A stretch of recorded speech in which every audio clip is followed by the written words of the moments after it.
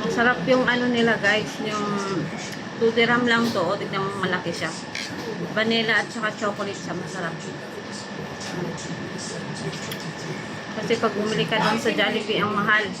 Yung ganito kalaki nila ay malaki lang ng kunti. 8 dirham na yon. Eh dito, oh, tingnan mo. Malaki. 2 dirham lang. So, ano pang inaantay nyo? Bisitahin nyo na to ang Meltos Cafe. Ayan, may marami silang menu. Mga menu sila ganyan na ano. Pagka nag-ano ka naman, nag-reviews ka sa Google nila, meron kang free na karak, tsaka isang biscuit na yan.